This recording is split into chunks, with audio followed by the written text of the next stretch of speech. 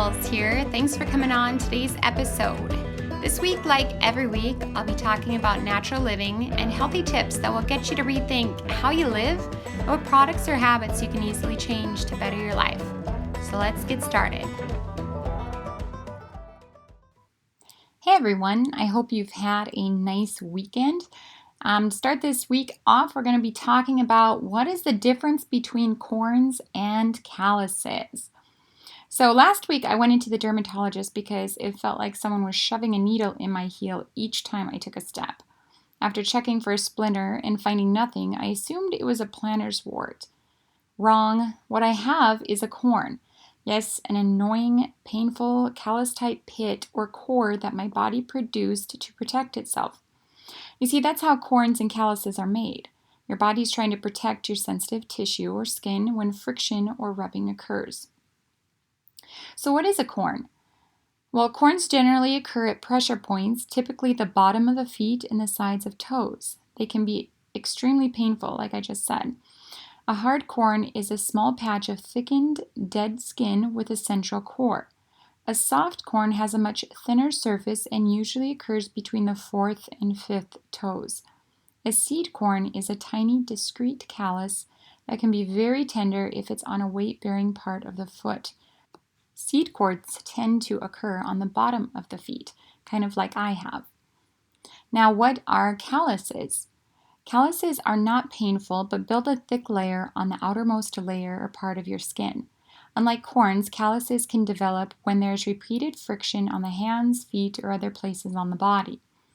Now, there are different types of calluses. The first type, which is the most common, is where there is repetition, rubbing, or friction. The second is called a plantar callus, found on the bottom of your feet.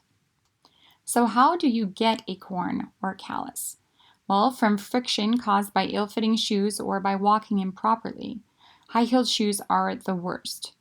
By wearing sandals or other footwear without socks, causing your foot to slip around. You get them from running, being on your feet for long periods, from plugged sweat ducts, rubbing, and pressure. Remember how I thought mine might be a sliver or a wart? Well, that's something you need to check out too. Warts have a little black seed-like heads and keep your fingerprint, so to speak.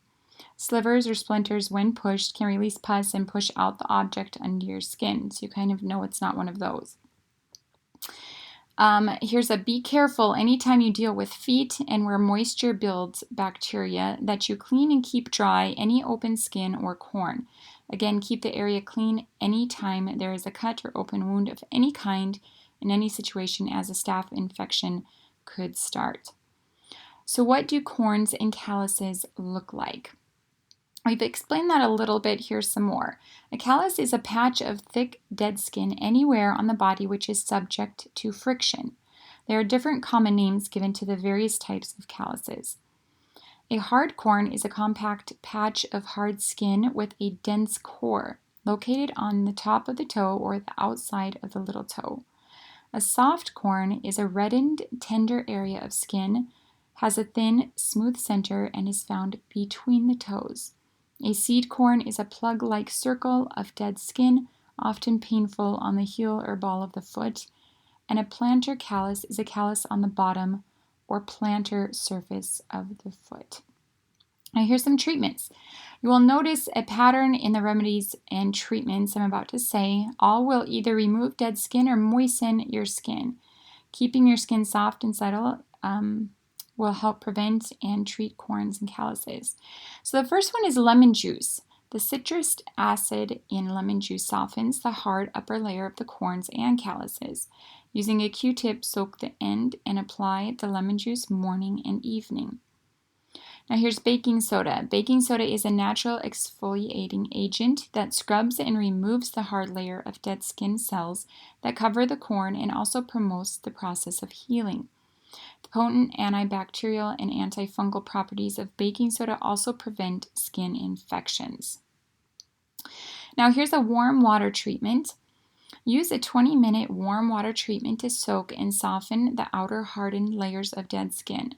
To remove the skin, rub it after soaking and after you towel dry with your fingers, a pumill stone, or razor.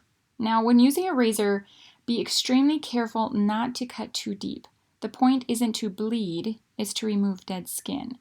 Repeat the process daily until your callus is gone. Now there's callus pads. Although pads will not heal on their own, they do help protect while you use another treatment, preventing any further friction. Sometimes it adds comfort too, especially in those painful corns. So apple cider vinegar. The acid content in apple cider vinegar helps to soften your skin. As with the warm water soaking, the point is to soak your callus multiple times for 20 minutes and peel away or use your fingers to rub off any dead skin as possible, or as much as dead skin as possible, Don't try to remove the callus all at one time. Be patient and do the treatment each day until you have removed as much as you can or the callus is gone. Now here's white vinegar, and I have personally used this one probably more than the others. So to use, soak a cotton ball, squeezing out the excess, and place on your corn or callus with tape. I use duct tape. Leave on for 2 or 4 hours twice a day and up to a week or until the corn is gone. What I do, because it's a long period of time to be just sitting, so I do it at night when I'm working on the computer or writing for the newspaper or things like that, so that I can be stationary and that vinegar has time to work. Now vinegar has antibacterial and antifungal properties and will reduce your chances of getting an infection. Now there's garlic. The potent medicinal properties of garlic make it an important medicine that has been used for ages to treat a wide range of diseases and disorders. Garlic is especially effective for treating skin diseases and is a useful remedy for treating ringworm. Just a little side note there. It is also one of the most powerful home remedies for corns on feet that promote fast healing. The natural antioxidants present in garlic fight the fungal and bacterial infections and remove the corn from the root. Now to do this, press a few garlic cloves to make a paste and apply it to the corn. Secure it with a dressing or clean cloth and leave it overnight. Wash your feet with warm water the next morning. Repeat this course every night until you get your desired results. Now, special notes and prevention. First, seek a doctor if you see any pus or clear fluid come out of a corn, as this is a sign of infection. And I know you just don't want to rush to the doctor for anything. This is one of those, look at it, see what you think. If it's just a little infection that you want to take care of at home, but never leave it to the point where it becomes something worse like a staph infection. Okay, it's not worth it. Next, if while cutting at a callus or corn you make it bleed, use something like tea tree oil as a disinfectant and oversee it at home, or you can seek medical attention if you prefer. Pure tea tree oil has antibacterial, antifungal properties. Now, be smart and use gloves, knee pads, and properly fitting shoes to prevent a callus or corn from forming in the first place, or after you have removed them. If you have any concerns or questions, be sure to always ask. You can either go to my blog, ask a question on the comment section. You can email me at heather@heatherearls.com, and or go to your healthcare professional and see what they want you to do. Now, keep your skin soft by applying lotions, cocoa butter, tight foot rubs, or your own homemade lotions and remedies.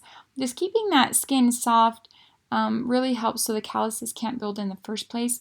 You don't want your feet to be wet all the time, but at night before you go to bed, give it a good massage with a nice lotion that's going to go deep into the skin. Now, you guys, given all this information, you can see how important it is to take care of your feet, either by wearing proper shoes or keeping your skin nice and soft. All right, you guys, I know this is something that a lot of us struggle with. Even movie stars struggle with this because they wear a lot of high heels. So you're not alone, but go out and pick your best remedy you think will work for you. And if that doesn't work, everybody's different. Just try the next one. But this is something that you can take care of at home and have your feet in better shape or back to the way you want them in no time. All right, love you guys. We'll talk to you next week. Thanks for listening to today's episode of Urban Wisdom and Natural Living. Tune in next week where I'll broadcast live every Monday morning at 8 a.m. If you miss it live, hold those tears and head on over to my blog, which is heatherearles.com. That's Heather, EARLES.com. There you can have 24/7 access or right here on iTunes. If you want to follow me on social media, you'll find me on Twitter, Facebook, Instagram, LinkedIn, and Pinterest. Have a healthy week.